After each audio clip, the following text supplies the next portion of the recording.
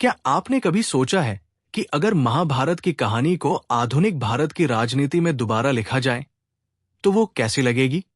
एक ऐसा उपन्यास है जो महाभारत को आजादी की लड़ाई और भारतीय नेताओं के जीवन से जोड़कर पेश करता है। जी हां, मैं बात कर रहा हूं दी ग्रेट इंडियन नॉवल की, जिसे लिखा है शशि थरूर ने। आज हम आपको इसकी पूरी कहानी विस्तार से सुनाने वाले हैं। तो चलिए शुरू करते हैं। भारत की राजनीति की महाभारत, भाग 1, कहानी का आधार। ये उपन्यास एक पैरोडी है। महाभारत के पात्रों को भारतीय राजनीति के नेताओं से जोड़ा गया है। महात्मा गांधी को भीष्म पितामह बनाया गया है, नेहरू को धृतराष्ट्र, जिन्ना को कर्ण, पटेल को विदुर और भारत माता को द्रौपदी। लेखक ने यह दिखाया है कि भारत की आजादी की लड़ाई और आजादी के बाद की राजनीति महाभारत जैसी ही है। सत्ता संघर्ष, परिवारवाद, धोखा और आदर्शों की लड़ाई। भाग 2, भीष्म गांधी जी। कहानी शुरू होती है गंगा पुत्र भीष्म से, जो यहां महात्मा गांधी है। जैसे भीष्म ने ब्रह्मचर्य का व्रत लिया था, वैसे ही गांधी जी ने भी त्याग और संयम का मार्ग चुना। वे सत्य और अहिंसा के प्रतीक थे। उन्होंने आजादी की लड़ाई को नैतिक बल दिया और देश को एकजुट किया। भाग 3, धृतराष्ट्र और गांधारी नेहरू और उनकी विचारधारा। धृतराष्ट्र को जवाहरलाल नेहरू के रूप में दिखाया गया है। धृतराष्ट्र अंधे थे। इसका प्रतीक है नेहरू का आदर्शवाद, जो वास्तविक राजनीति को नजरअंदाज करता था। उनकी पत्नी गांधारी ने भी आंखों पर पट्टी बांध ली थी। ये प्रतीक है परिवारवाद और सत्ता की अंधी परंपरा का। भाग 4, पांडव और कौरव का जन्म। पांडव लोकतांत्रिक मूल्यों और आजादी के सेनानियों का प्रतीक है। कौरव 100 भाई भ्रष्ट नेताओं, अवसरवादियों और तानाशाह प्रवृत्ति के प्रतीक है।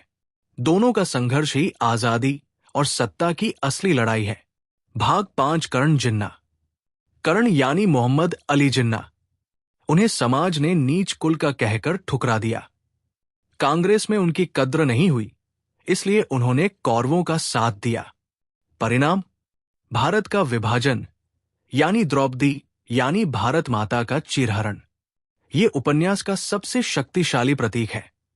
देश का बंटवारा और उसकी पीड़ा। भाग 6, कुरुक्षेत्र युद्ध, आजादी की लड़ाई। पांडव और कौरव आमने सामने आते हैं। ये युद्ध ही भारत की स्वतंत्रता संग्राम और अंग्रेजों के खिलाफ संघर्ष का प्रतीक है। ब्रिटिश शासन को शकुनी की तरह चालाक और धूर्त दिखाया गया है। आखिरकार भारत आजाद होता है, लेकिन भारी कीमत चुकाकर।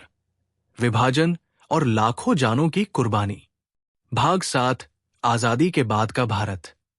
आजादी के बाद शुरू होता है असली खेल, सत्ता की राजनीति। पांडव लोकतंत्र की नींव डालते हैं, लेकिन कौरव सत्ता, परिवारवाद और भ्रष्टाचार से देश को बार बार पीछे खींचते हैं। धृतराष्ट्र यानी नेहरू आदर्शवादी योजनाओं में उलझे रहते हैं। विदुर यानी सरदार पटेल देश को मजबूती से जोड़ते हैं। संविधान बनता है, लोकतंत्र स्थापित होता है। भाग 8, इंदिरा गांधी और आपातकाल। कहानी आगे बढ़ती है और आती है इंदिरा गांधी का दौर। उन्हें दुर्योधन की तरह दिखाया गया है, सत्ता के लिए किसी भी हद तक जाने वाली। आपातकाल को यहां लोकतंत्र पर कौरवों के कब्जे के रूप में दिखाया गया है, जहां देश की आजादी, अभिव्यक्ति और अधिकारों का गला घोंट दिया गया। भाग 9, उपसंहार। शशि थरूर अंत में बताते हैं कि भारत की राजनीति दरअसल एक अंतहीन महाभारत है, जहां आदर्श और सत्ता हमेशा टकराते रहेंगे। ये किताब हमें याद दिलाती है कि राजनीति सिर्फ सत्ता की दौड़ नहीं, बल्कि एक नैतिक युद्ध है, और भारत की असली जीत तभी होगी जब हम द्रौपदी यानी भारत माता की इज्जत बचा पाएंगे। तो दोस्तों, ये थी दी ग्रेट इंडियन नॉवल की पूरी कहानी। महाभारत और भारतीय राजनीति का ऐसा अनोखा संगम शायद ही कहीं और मिलेगा।